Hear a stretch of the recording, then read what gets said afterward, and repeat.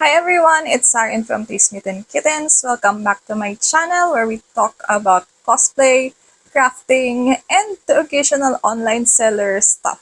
So in today's video, yung pag-uusapan natin is medyo halo between crafting and business or online seller stuff. And pag-uusapan natin ngayon is 3D printing. So, noon, mga taon noon, yung 3D printing is something that was exclusively for big businesses and malalaki pa yung printer noon, parang mga pang factory work sila. But in the past years, nagkaroon na ng portable or home use 3D printers. You can use it for hobbies or personal use, but you may also be interested in using it for business, which is what we'll be talking about in this video. So, I got my first 3D printer in January of this year. Pinag-ipunan ko siya and I decided. And now, I kind of have almost a year of experience using it. So, in this video, I'd like to share with you what I've learned so far about 3D printing. Pag-usapan natin ngayon yung types ng 3D printers sa market. I'll talk about the printer I chose and why I chose it. Then I'll also be talking about mga things you need to consider before you buy a printer. And of course, may mention ko kung magkano yung nagastos ko at magkano yung naging puhunan ko. And then kung magkano yung nagagasta ko sa kanya, mga buwan-buwan to replace consumables and parts. This should be helpful for you if you want to start 3D printing, whether it's for business or for just a hobby.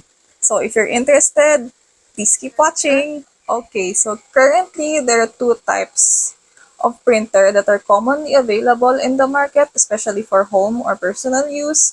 And yun yung filament printer and then yung resin printer. So yung filament printers use plastic that you melt and go through a nozzle to form the object that you want to build. Meanwhile, yung resin printer, it uses liquid resin na you pour into a vat and then there's an LCD screen emitting UV light underneath in the pattern of the item you want to build, and that's how you build the item. Now, for this video, I'll mostly be talking about a resin printer because a resin printer is what I own. If you're interested in using a filament printer instead, there's a lot of other resources here on YouTube that will be helping you with that. But for this video specifically, medyo sa resin printer ako mag-focus. So why did I choose a resin printer? A filament printer is cheaper than a resin printer, usually. And then yung consumables din niya is mas mura sa resin. And it's suited for bigger builds like props, weapons, and basically bulkier things that you're making. A resin printer, usually yung unit itself mas mahal. The one I got runs for around 20,000 when I got it. But sa filament printers, makakabili ka na ng filament printer these days na 7,000 lang, or there's even cheaper brands na maybe you can get for 5,000. But yung resin printer, mas maliit yung builds na kasya sa kanya, but at the same time, yung accuracy niya or yung details ng print that you make are like much sharper, much accurate. That's why yung resin printers are a great choice ng ibang people for model printing, yung figurines. And then after printing, halos hindi mo na rin siya kailangang isand or lihain. Kasi yung labas ng build or yung labas ng item sa filament printer, usually magaspang siya or it's not as, hindi siya ganun ka-refined. Kailangan mo pa ng i-filler and isand. Sa resin, hindi na. But yung build plate niya is just for small items. Now, this suits me well kasi yung business ko, in case you guys didn't know, is all about cosplay accessories. So, I usually only make very small things like earrings, hair clips, chokers, pendants, necklaces. So, yung resin printer yung mas akma para sa akin, and that's the reason I chose it for my business ultimately. Medyo mahal lang yung consumables niya, yeah.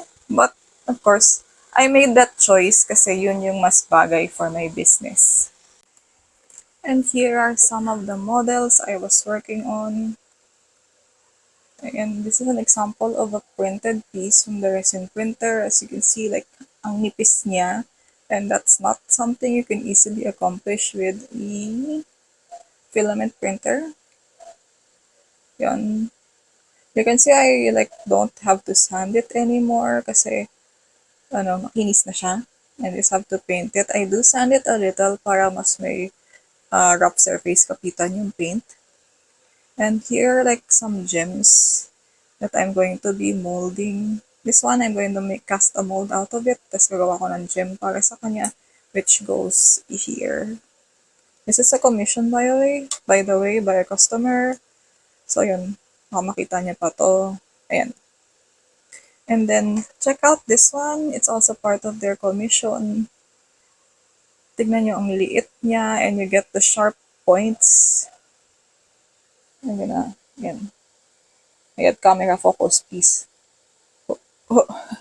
I think hanggang dito lang kaya ng cam. Yeah. So you can see how sharp the points are and kaya rin niya mag-print ng manipis. So this really is perfect for printing small things like accessories, which I do. I-focus na natin dyan. Ayan. So it's perfect for printing accessories, which I make. And then people who print figures. Quickly, let's talk about the things I believe you need to consider before buying your own resin printer. First off, importante for me is marunong ka mag 3D model. This is preference if hobbyist ka lang and magpiprint ka lang occasionally for personal use and ang intention mo lang is buy models made by other people or download free models or hire someone to make the model for you, then it's fine. You don't need to learn how to 3D model. But if yung intention mo is for business, it's an important skill na alam mo mismo mag-model. Kasi ang hirap na umasa ka sa models na gawa ng iba or sa free models. Free models available online are usually licensed just for personal use. They're not licensed for commercial use. And if you profit off of them, that's kind of a no-no. So that's a bad thing. So, bago pa ako bumili ng printer ko this January, December pa lang, nagbabasa na ako ng books about resin printing. A great one, or one that I read in particular, is Kamui Cosplay's guide to, or intro to 3D printing. I'll have a picture of it here, and I'll also try to link it in the description box below. Kasi minsan pag nagli-link ako ng products, even from my own Shopee store, YouTube kinda flags it as spam, tapos i-demonetize pa yung video ko. So, just look it up. It's Kamui Cosplay's Resin 3D Printing Book. And then I also watched a lot of YouTube videos tungkol sa unit that I was interested in, and then tutorial videos of how to 3D model. Now, the program I use in particular is Fusion 360. So, there's a lot of YouTube tutorials about how to get started on it. Tapos, bago pa man lang ako bumili ng printer, sinigurado ko na may basic knowledge ako of building or making a model for myself.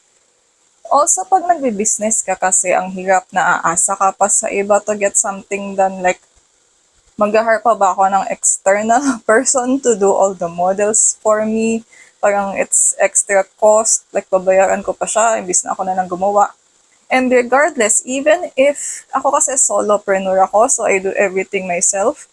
But even if you have employees or you have partners, I feel like if ikaw yung owner or the business is yours, maganda na meron kang kahit basic knowledge of what you're trying to get into before getting into it yourself. Nung nagkaroon na ako ng a number of models I built myself out of products, or meron na akong products na nagawan ko na ng model that I knew I wanted to print, doon ko na-assure or parang doon ako nagka-confidence na okay, kaya ko to, so it's time to buy a printer. And then let's move on to the second thing I think you need to consider before buying a resin 3D printer. It's the environment for it or kung saan mo siya ilalagay. Now, resin, UV resin, if you ever work for UV resin like from the bottle, I'll put a picture here. They're notoriously, like, ang baho nila. Yung smell nila is super funky. They emit fumes during the curing process. So, ideally, ilalagay mo siya sa lugar na well-ventilated. And personal preference, I don't like it indoors. So yun, if you have no outdoor space, that's fine. Or if occasional ka lang na gumagamit, like you're a hobbyist, you might be able to get away with just putting it sa right by a window. Tas ilabas mo lang kung gagamitin mo siya, tapat mo siya sa may bintana, or something, or an area na nagkakaroon ng good airflow. Pero if you've ever worked with UV resin, you know na like yung amoy niya is super tapang. And so yun, if you live with other people and you have kids especially, you may wanna be cautious about this. And it's also unavoidable na you get spills because you're working with resin in the liquid form. So ako dati I have it here right at this table, which is usually what I use for journaling. Pero eventually, I moved it outdoors. Like, we have a garden out there. Thus, I have a quote-unquote dirty work table here where I also use power tools. Nagkakat ako ng rubber sheet or yung mga crafts that medyo you get dirty. So, doon ko siya linagay. Personally, yung best well-ventilated space is outdoors. So currently, this is where my 3D printer lives. I know it's not aesthetic, it's messy, but that's the point. This is my model. This is what I'm using in Creality Halo 1 Pro.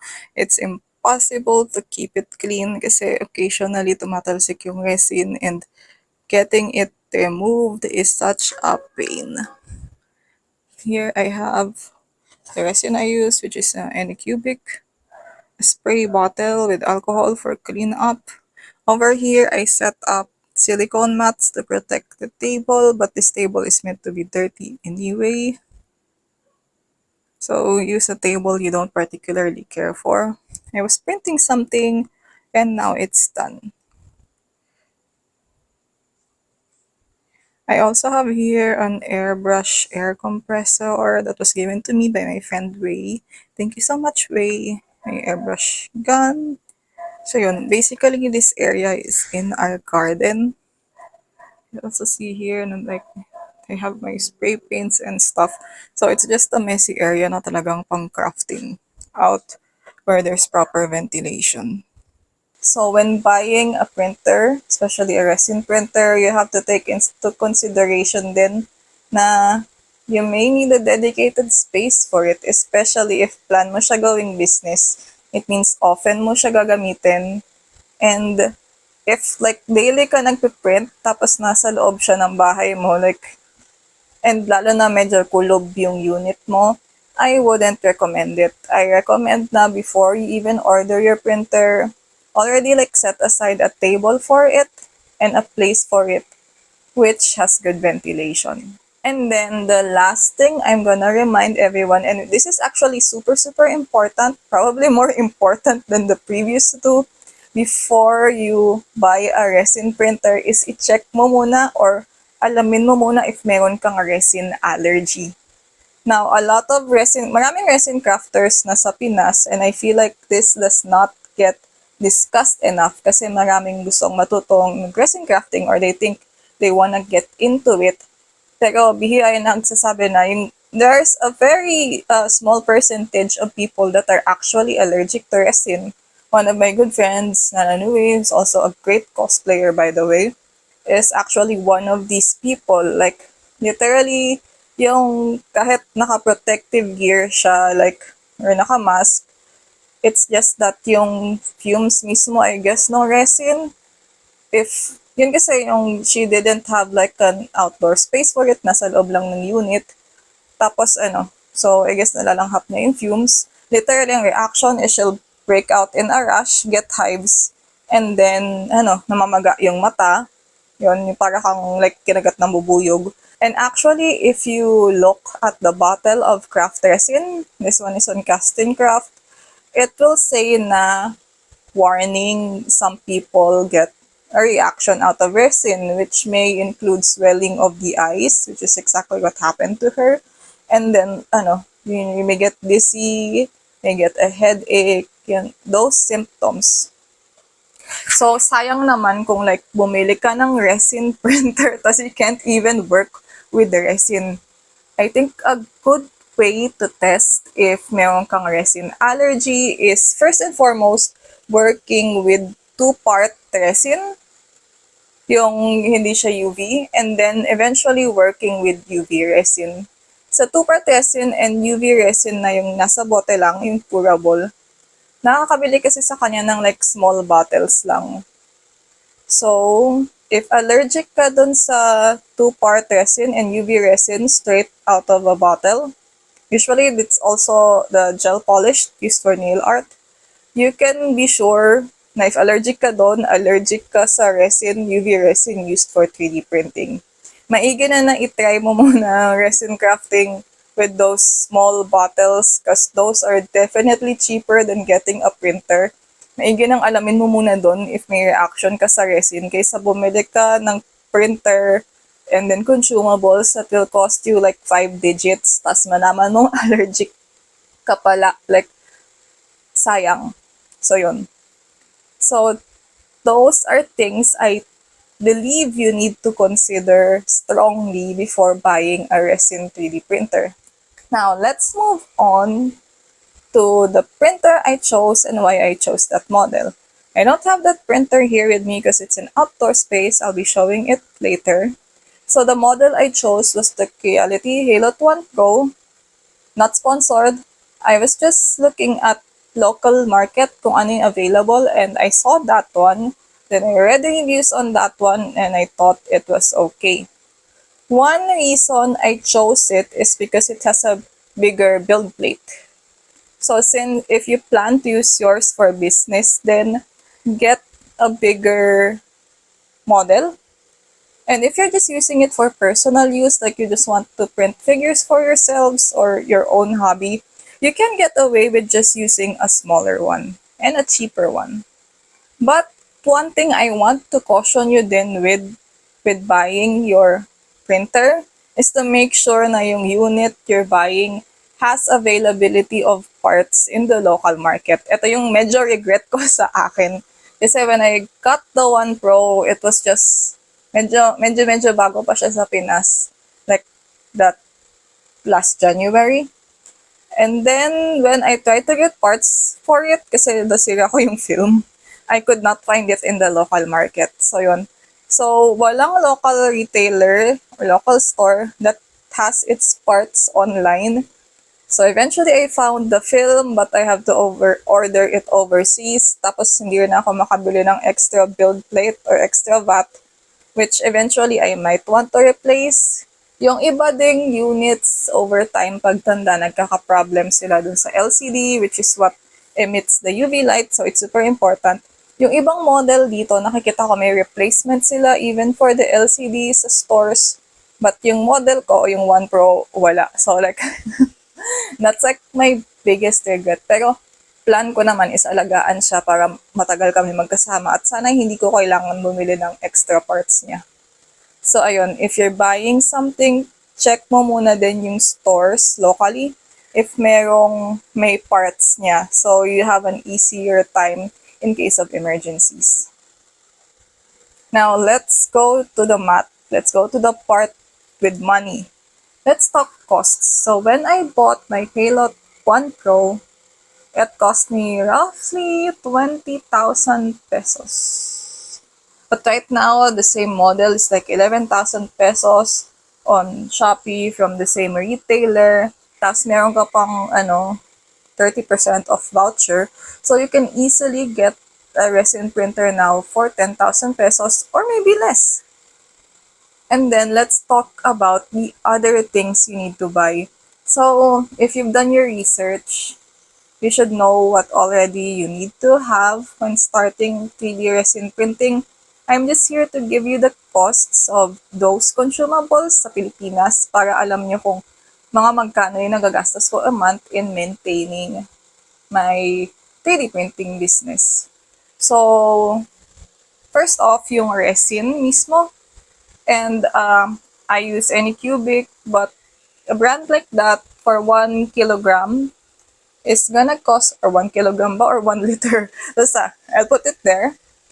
It will cost you roughly 1,000 pesos. And then you also need alcohol, which you're gonna be cleaning your printed pieces with. That costs me about 259 to 299 a month for 1 gallon. Yung pinaglilinis ko on my pieces. And then you'll also need your own UV lamp.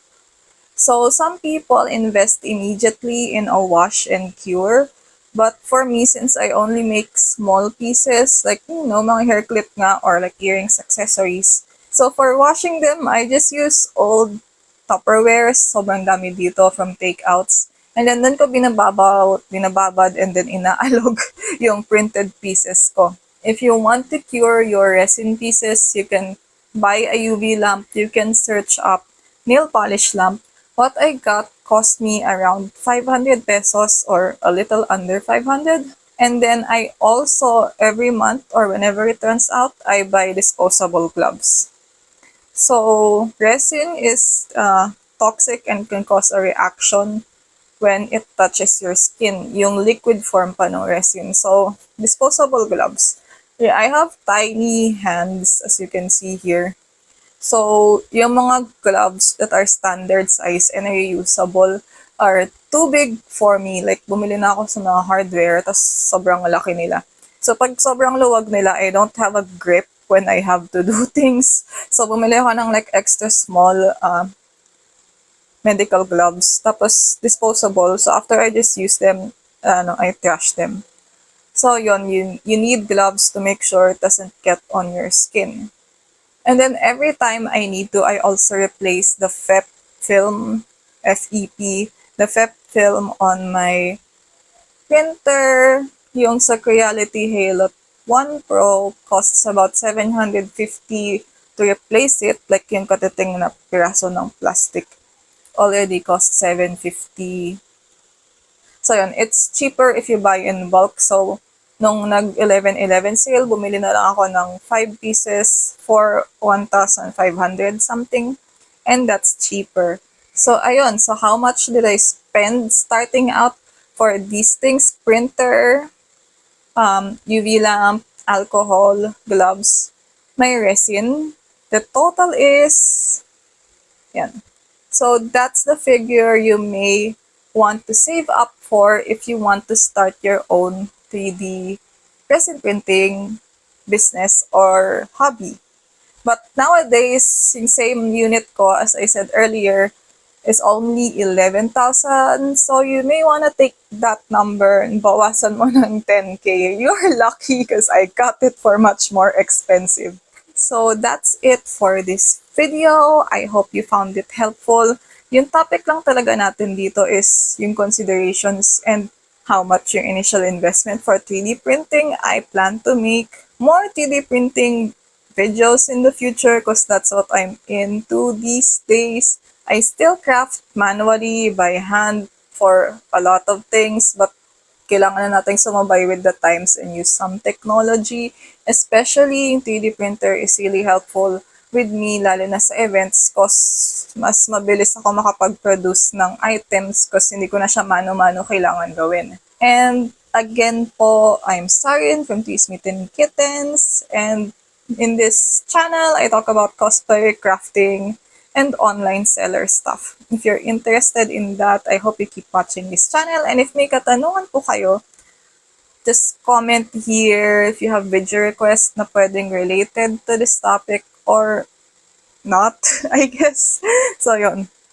And I'll try to help you out or make a video for it. So, thank you so much for watching. Happy crafting!